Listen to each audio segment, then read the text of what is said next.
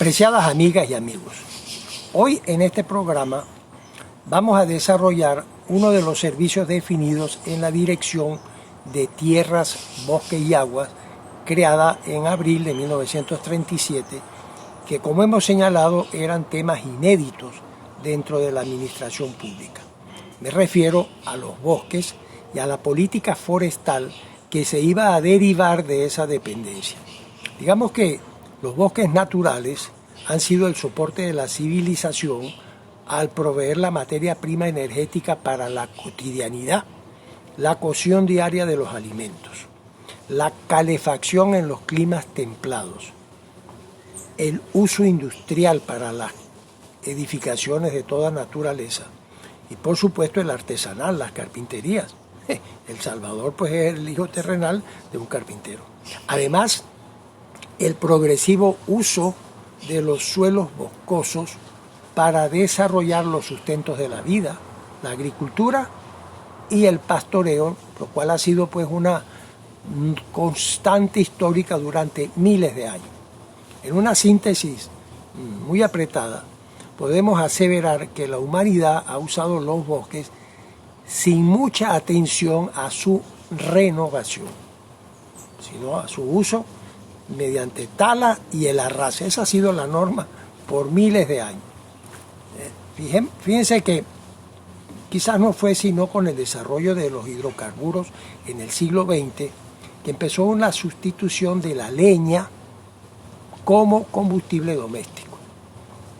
Estamos hablando de una cultura reciente, de pocos años, históricamente hablando.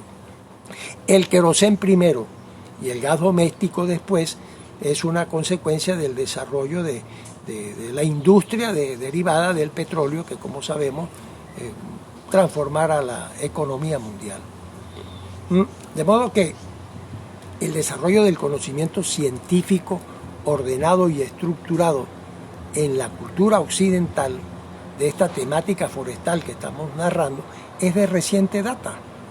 Recordemos que el servicio forestal que mencionamos en un capítulo anterior de los Estados Unidos había sido creado a comienzos del siglo XX durante la administración de Teodoro Roosevelt. A diferencia, por ejemplo, de Japón, donde existe una tradición en el uso renovable de sus bosques, iniciada, oigan esto, en la era de los shogunes, en el siglo XVI, hace 500 años, y que no ha sido interrumpida desde entonces, ni siquiera en los terribles y dramáticos momentos de la Segunda Guerra Mundial. Yo tuve la oportunidad de visitar estos distritos forestales en el año de 1988. Volviendo al año 36, digamos que el acervo pues, del conocimiento acá entre nosotros era prácticamente nulo. Durante el largo periodo, desde la visita de Humboldt, por supuesto que hubo individualidades como el sabio Vargas o el gran geógrafo y hombre ilustre que fue Agustín Codazzi, de larga presencia en la historia de Venezuela, por supuesto Adolfo Ernest, quienes llamaron la atención sobre este tema de los bosques, pero con poca audición pues, entre las autoridades entonces. En el siglo XX comenzando una ley de montes y aguas, con varias modificaciones que al menos demuestran cierta preocupación por el tema de la destrucción de los bosques, en donde fijaban directrices. Por supuesto, esas directrices eran letra muerta, pues porque no había una institucionalidad para poderlas ejecutar. Recordemos aquí a un eminente ciudadano que cabalgó en los dos siglos, que fue alumno de Ernest y que estuvo muy cerca de Pittier desde el momento en que Pittier llegó a Venezuela y a quien acompañó en muchos estudios hasta el fin de sus días en 1940. Me refiero al doctor Alfredo Yang, un ingeniero civil de una amplia participación en las obras públicas de entonces, pero con una vocación muy fuerte y muy acentuada en las ciencias naturales. Él fue el primero que planteó la necesidad, oigan este concepto, de reforestar las quebradas de Caracas como un mecanismo para preservar las fuentes de agua de la ciudad. Por supuesto, esa sugerencia no encontró eco en la gestión pública de entonces, allá a fines del siglo XIX. En 1905, Cipriano Castro decreta el Día del Árbol Imagínense ustedes, 1905, a celebrarse el 23 de mayo de cada año. 70 años después, esa fecha fue ligeramente modificada y se seleccionó el último domingo de mayo, momento en que se daba inicio a la Semana de la Conservación, de la cual nos ocuparemos más adelante en un programa especial por su importancia en la política forestal. De modo que cuando se crea la Dirección de Tierra, Bosque y Agua y aparece por primera vez en la administración pública el concepto de bosque, evidentemente detrás de eso estaba la mano de Pittier.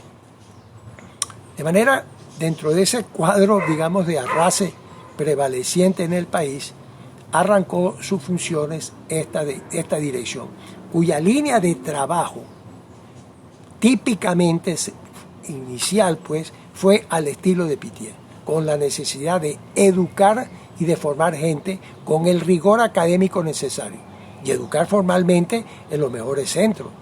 De modo que así las cosas, se seleccionó un becario. El primer becario fue un ingeniero civil que, por cierto, estuvo hasta el último día de su vida vinculado a la gestión del Ministerio del Ambiente. Nuestro amigo personal y amigo de toda la gente de nuestra generación en los 70, en los 80 y en los 90. Me refiero al doctor Manuel González Vale. El doctor González Vale marcó esa ruta que fue progresivamente desarrollándose en materia de conocimiento forestal. Pittier primero lo seleccionó, lo orientó y le indicó dónde iba a estudiar inclusive, y además le ordenó que tenía que regresar a educar y a contribuir al desarrollo del personal dentro del ministerio, medida que por supuesto el doctor González Vale hizo espléndidamente.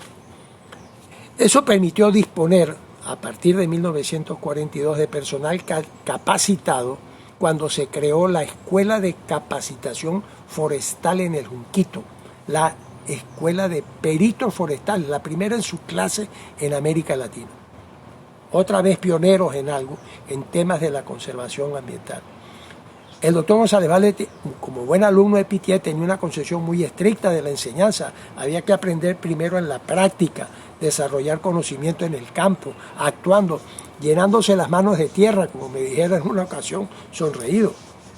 Por cierto, esa posición le generó a Pittier unos 20 años atrás un conflicto cuando se opuso frontalmente a la creación de una facultad de agronomía. Incluso renunció, se fue del país. Luego, de alguna manera, lo convencieron para bien del país que regresara.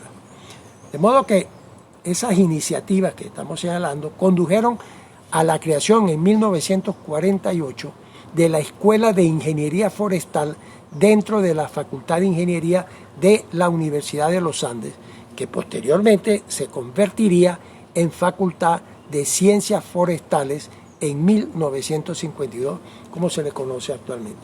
Allí tuvo un papel fundamental, importantísimo, el decano de Ingeniería, el doctor Marcelo González Molina, un ingeniero civil muy apreciado, muy querido por la gente de mi generación, nuestro amigo personal, por supuesto, porque además fue decano de la Facultad de Ingeniería de la Universidad Central de Venezuela, de nuevo mi alma mater, donde impulsó los estudios de ingeniería hidráulica como parte de la formación de la ingeniería civil.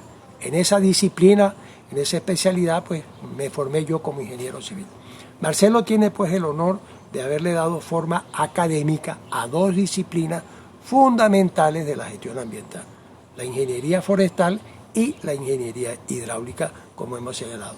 Él de por sí fue un hombre de una extraordinaria vocación conservacionista, de la cual dio muestra a lo largo de su vida ejemplar. Por cierto, fue el presidente fundador del Instituto Nacional de Parques en 1977, y de lo cual, por supuesto, mencionaremos y nos ocuparemos más adelante. De modo, volviendo atrás, pues que los esfuerzos iniciales estuvieron dirigidos a la formación de personal, aunque por supuesto hubo normativas y marcos legales para darle piso a esa actividad. Por supuesto, se desarrollaron, actividades de campo, se crearon viveros especializados para programas de reforestación. Merece destacar aquí, mencionar, el cortafuegos del Ávila, muchos años antes de su declaratoria como Parque Nacional. Ahí estuvo la mano del doctor González Valdés. Hay que destacar que en esos años, en esos fines de los años 30, empezó a formarse un movimiento mundial orientado a la preservación de espacios naturales y de atención a los bosques. Se dio inicio así a una dinámica de convenciones, tratados y acuerdos multilaterales de diferente naturaleza y que iremos mencionando progresivamente en estos relatos. Hoy vamos a destacar la Convención para la Protección de la Flora, de la Fauna y de las bellezas escénicas naturales de los países de América. Un nombre larguísimo, digamos, condensado como la Convención de Washington, porque fue celebrada en esa ciudad en 1940 y luego ratificada en ley de la República por el Congreso de entonces al final de la gestión del presidente López Contreras. Allí ese documento, pues esa convención contiene las bases conceptuales para la creación de parques nacionales, de monumentos naturales y de otras áreas naturales. El representante técnico por parte de Venezuela en esa actividad fue el doctor González Valdés, que presentó allí